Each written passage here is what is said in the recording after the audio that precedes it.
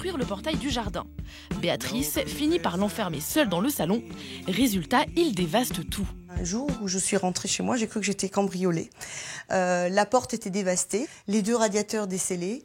J'avais une rallonge et en plus branché une grosse rallonge complètement sectionnée, dénudée. Voilà. Et les dessous de porte anti-courant d'air mangés. J'ai eu mon étui à guitare complètement labouré. Pour le chien comme pour la maîtresse, la situation vire au calvaire. Elle ne voit qu'une solution, la punition. Au début, je rentre, je vois qu'il a fait une bêtise, je le corrige, je le mets sur son tapis et je l'ignore, mais même pendant 48 heures, il fait des bêtises, il ne m'intéresse plus. C'est un chien qui ne m'intéresse plus. C'est comme ça que je le corrigeais. Est-ce que c'était la bonne solution ? Je pense que non, puisque ça allait en crescendo, donc il y avait certainement un truc qui ne collait pas. Béatrice décide de faire appel à une spécialiste. Irène Sautelet est éducatrice pour chiens. Comment apprendre à son animal à rester seul ? Explication en 4 points. Soyez progressif. Commencer par de courtes absences et augmenter la durée petit à petit une fois que le chien est à l'aise. Cacher des friandises. Donner des aliments frais qui sortent de l'ordinaire, qui vont être plus appétissants que les croquettes ou que les biscuits secs. Voilà, et après le plus dur, c'est de le fermer avec des petits bouts de gâteau. Que le chien finalement trouve sympa que le maître s'en aille, parce que lui, il a une compensation, il a quelque chose de très agréable qu'il n'a pas d'habitude. Le fait de les mettre dans un jouet creux permet d'occuper le chien plus longtemps. Ça évite qu'il s'ennuie. Fatiguez votre chien. Assurez-vous également que votre chien s'est suffisamment dépensé.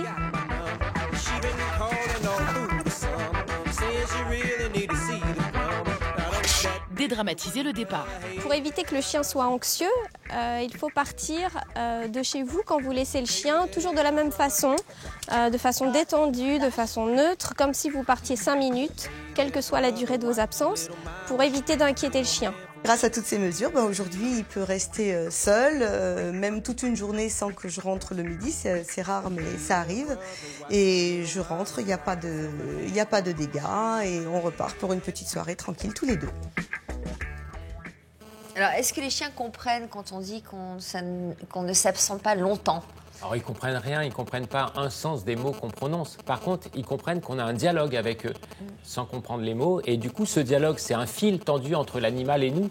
Et le jour où, au moment où on claque la porte, tac, le fil se casse. Et c'est cette rupture brutale qui est dure. Et c'est pour ça que Irène le dit très bien. Il ne faut pas signifier au chien de façon explicite qu'on va partir. Alors quand vous lui dites « T'inquiète pas mon petit, je reviens, je vais juste acheter le pain, je reviens, t'inquiète pas », là vous le créez une anxiété bien plus grande que si vous vous contentiez de prendre votre sac, votre manteau et claquer la porte et partir. Ah bon ? Donc il faut pas annoncer son départ. Moi j'ai tout faux. Non. Moi je prenais une demi-heure pour dialoguer et expliquer les situations. Et plus ce temps passé avec le chien à lui expliquer qu'on va partir et qu'on va revenir, et plus finalement on crée quelque chose qui va être dur pour le chien parce que la rupture sera d'autant plus grande que les phrases auront été longues. Pareil au retour, lorsqu'on rentre, on dit au chien on va lui faire une fête tout de suite parce qu'on l'a laissé seul, on se sent coupable d'avoir laissé seul son chien. Il ne faut pas lui faire une fête lorsqu'on rentre parce que quand on rentre et qu'on lui fait une fête, eh bien le chien il mémorise qu'après une absence... Il y a un portable, qui a son portable en plateau ? Non. Personne n'a son portable ici en plateau allumé ? Non. Vous êtes sûr ? Non. Bon, oui. C'est pareil qu'on entend des interférences de portable. Personne ? Non ? Bon. Peut-être. Ah, voilà. Yves, il est allumé ? Non, il est en mode avion. Bon, alors donc, on disait quoi ? Oui, quand on revient et qu'on se sent coupable d'avoir laissé son chien, il ne faut surtout pas commencer à lui faire une fête parce qu'on est rentré. Parce que alors là, la fois prochaine, lorsqu'on s'absente pendant toute notre absence, qui dure le temps qu'elle dure, eh bien le chien n'attend qu'une chose, c'est la fête du retour. Et pendant toute cette attente, encore une fois, on accentue son anxiété. Bon, alors qu'est-ce qu'on fait ? On le tape. Eh bien, on lui parle pas. On lui parle pas, on le tape. On ignore finalement le fait de partir. On considère que partir, c'est quelque chose de banal. Au début, évidemment, on va partir pendant pas très longtemps pour lui dire, on fait rien, on part, on revient, ça fait partie de la vie normale du chien. Mais il paraît que l'on parte 1 heure ou 8 jours, pour le chien, c'est pareil, ils n'ont aucune notion de la durée. Oui, il n'a pas la notion du temps, en fait, qui passe. Il sait juste qu'il est en absence de son maître. Et puis, il y a des chiens qui sont très bien tout seuls. Ils restent sur le canapé tranquille, ils jouent avec des jouets. D'ailleurs, la bonne astuce qui a été donnée dans notre reportage, c'est de cacher des friandises, finalement, en différents coins de la maison. Comme ça, le chien, il est quand même pas à penser qu'à son maître. Il pense un peu à ses papilles, à trouver un petit carré de fromage, à trouver une petite friandise. C'est très bien. Ouais, enfin, ça, c'est très bien, mais c'est pas bien pour les chiens obèses. Oh, Frédéric est avec nous au téléphone. Vous êtes là, Frédéric ? Oui, bonjour Sophie. Bonjour. Bonjour à toute l'équipe. Vous appelez d'où, Frédéric ? Alors, j'appelle de Charenton-le-Pont, dans le Val-de-Marne. D'accord. Et vous avez quel genre de chien ? Un Jack Russell. Ok, il paraît que vous avez trouvé une astuce pendant votre absence. Qu'est-ce que vous faites ? Une astuce qui n'est pas du tout nuisible pour notre animal, en fait. En fait, c'est un logiciel informatique. Il faut bien entendu posséder un ordinateur, avoir le son. Et c'est un logiciel qui entend l'aboiement du chien. Et nous, on enregistre notre propre voix.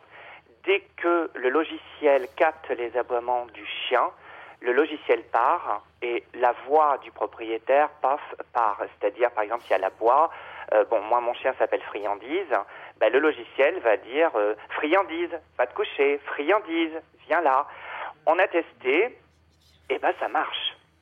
Ça marche. Parce que le chien reconnaît le son de la voix. Alors, il y a plusieurs interprétations de voix. Ça veut dire, si le chien continue à aboyer... Ça me donne des idées, moi. C'est pas que pour les chiens, d'ailleurs, votre truc, là. Pardon ? Non, rien, je pensais à d'autres choses. Ah, peut-être, oui, aussi. donc, vous enregistrez votre voix et ça marche. Oui, ça fonctionne. Il faut être balèze en informatique, quand même, non ? Pour arriver à faire ça. J'ai pas entendu. Pardon, il faut être très compétent en informatique. Non, justement, non. Pas forcément. En fait, il y a des logiciels gratuits qui existent. Tout est expliqué, en fait, pour enregistrer la voix. C'est vraiment très, très bien fait. Justement, même on va dire le plus nul en informatique peut y arriver. D'accord. Très bien, merci Frédéric pour cette astuce. Yves ?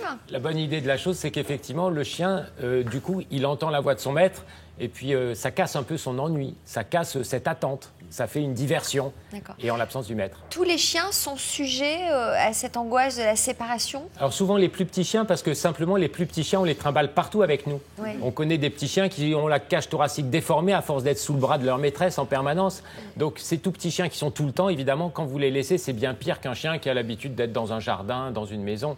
Alors, donc les conseils, c'est ne pas faire cas de votre départ, partir comme si de rien n'était, ne pas leur faire la fête quand vous revenez, éventuellement cacher des friandises dans la maison. Oui, et puis s'entraîner à faire ça depuis le plus jeune âge du chien, de façon à ce que vraiment l'absence soit quelque chose de normal dans la vie du chien. Il ne doit pas être tout le temps avec son maître. Pour ceux qu'on n'aurait pas entraînés et pour lesquels on aurait fait tout l'inverse de ce que vous dites, est-ce que c'est rattrapable ? Alors c'est rattrapable, on fait des thérapies comportementales. Là, avec Irène, on peut faire des thérapies comportementales.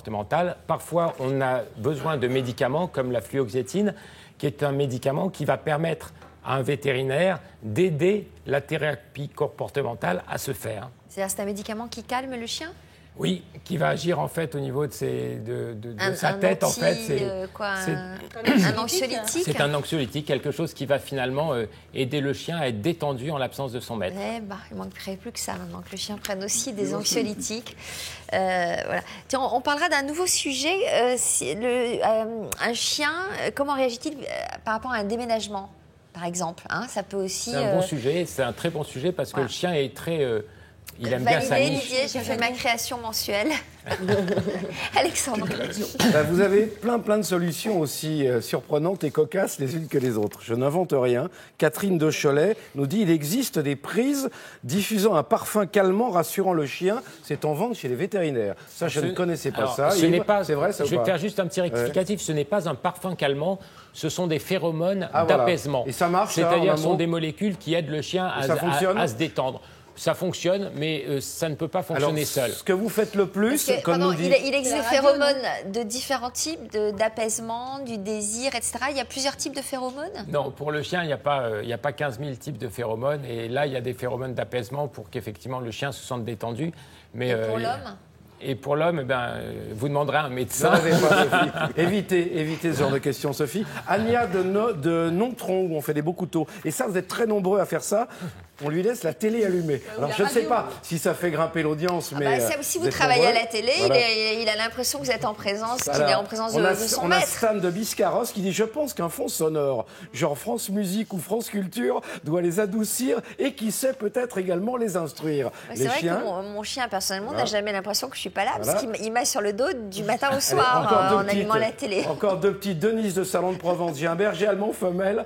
Quand il entend du Jean-Jacques Goldman, il hurle à la mort. Ça ne s'invente pas.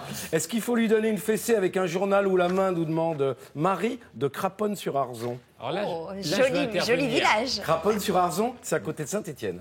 Là, je veux intervenir parce qu'il ne faut surtout pas punir le chien lorsque vous rentrez et que vous voyez que votre canapé a été éventré, que votre bureau, il lui manque un pied, etc. Ne surtout jamais l'engueuler à ce moment-là parce qu'il ne fera pas la relation avec le moment où il était anxieux et où il a fait ça. Par contre, vous mettez le chien à l'écart et vous nettoyez, vous arrangez les dégâts, mais en l'absence du chien. C'est vraiment très important pour pas que le chien ait finalement le sentiment d'avoir un bénéfice secondaire. Il a tout cassé et en bénéfice, le maître s'occupe de ce dégât finalement. Yves, une toute petite dernière de Roland de Saint-Omer et le collier anti-aboiement. Conseil ou pas conseil? Alors, il y a des colliers anti-aboiement qui diffusent un spray de citronnelle. Il y en a d'autres qui déchargent de l'électricité statique dans le cou du chien.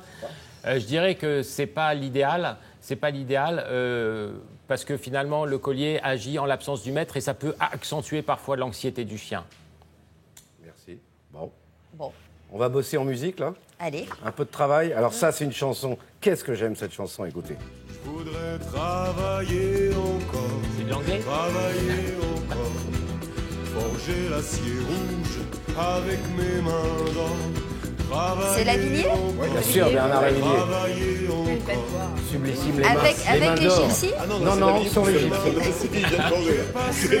Alors, il nous dit que des travailleurs des gypsies. Je ne vous ai pas parlé des gypsies. Non, mais écoutez la chanson. Je rêve pas, il y a une guitare qui pourrait être celle de gypsies. Dans lesquelles il y a des guitares. Non, mais d'accord, mais vous me parlez du disque des gypsies. Et pourquoi vous mettez Lavilliers maintenant? Parce que ça a un rapport assez proche du prochain Ah oui, sujet. pardon, parce qu'en fait, je pensais qu'on était déjà après, excusez-moi. Ah non, c'est pas grave. Ça a un rapport assez étroit avec le prochain sujet, si vous voulez. Deux femmes qui veulent travailler encore. C'est ça, merci. Je me disais, mais c'est bizarre, on est déjà au gypsy. Bon. Anne-Marie, dans cette émission. Bon, j'arrête, écoutez, allez-y toute seule, c'est pas la peine. On aime bien être à l'affût des solutions anti-crise. Et vous êtes allé dans une région qui est particulièrement touchée par le chômage. Et là, vous avez rencontré des membres d'une association qui a eu une bonne idée dans le domaine du textile, particulièrement touché par la crise. Oui, deux chiffres qui sont quand même très éloquents par rapport au textile. C'est que dans le Nord-Pas-de-Calais, l'habillement, dans les années 70, c'était 22 000 emplois et aujourd'hui, c'est à peine 5 000. Et il y a vraiment des endroits où ça représentait 35% des emplois. Maintenant, c'est 0. Donc, il y a des milliers de femmes, parce que c'est essentiellement les femmes qui travaillaient dans l'habillement, qui se retrouvent au chômage. Il y a les femmes, il y a les gens de plein d'autres entreprises en ce moment. C'est vraiment, malheureusement, une litanie quotidienne aux informations. Donc, il y a une association assez maligne, parrainée par le Secours catholique, qui s'appelle Vestali, qui a d'abord eu l'idée de récupérer tous les vêtements qu'on donnait ou des stocks de grands magasins qui ne voulaient plus les vendre ou ils avaient considéré que ce n'était pas assez de mode. Et tous ces vêtements, ils les ont triés, lavés, repassés, revendus. Et puis, ils se sont dit, mais c'est une matière extraordinaire, ces vêtements, pour réinventer, refaire des vêtements. Donc, avec ces couturières au chômage de l'industrie textile, ils leur ont dit à ces femmes, écoutez, amusez-vous, proposez, et pour elles, c'est génial, parce qu'elles prennent des initiatives, elles retrouvent une espèce de dignité quand même, démontez-les et refabriquez, réinventez des vêtements. Et ça a donné une marque qui s'appelle Tissons la solidarité, et ça s'est professionnalisé, et c'est vendu dans un magasin à Arras, regardez.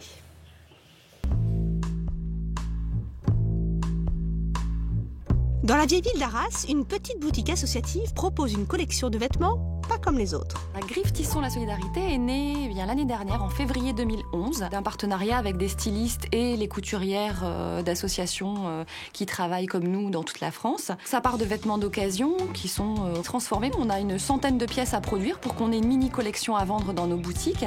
Et puis pour le lancement des collections, nous avons donc bénéficié en 2011 et en 2012 du parrainage de Christian Lacroix qui est venu soutenir donc ce travail lors de défilés.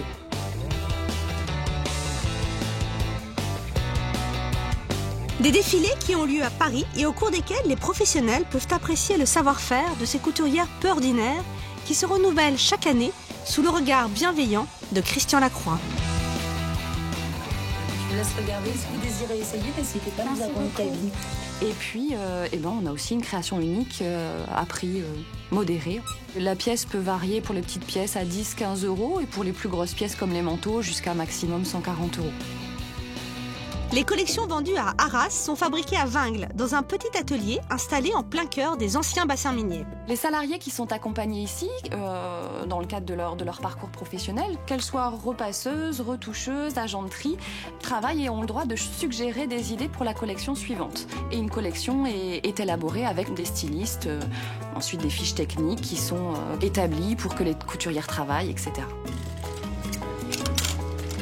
Là, actuellement, je suis en train de faire une robe, donc d'un modèle de base. Et là, je la transforme pour faire à mon idée. Les femmes que nous accompagnons ici sont des personnes qui sont demandeurs d'emploi, issues des métiers de la confection, donc qui ont été licenciées économiques. Dans notre bassin d'emploi, les confections ont disparu pratiquement, et donc qui ont un savoir-faire dans ce domaine. Pendant 38 années, j'étais dans la couture. Donc, dans le prêt-à-porter, là, je faisais de la fabrication. Quand on est licencié, j'avais jamais connu ça auparavant. Du jour au lendemain,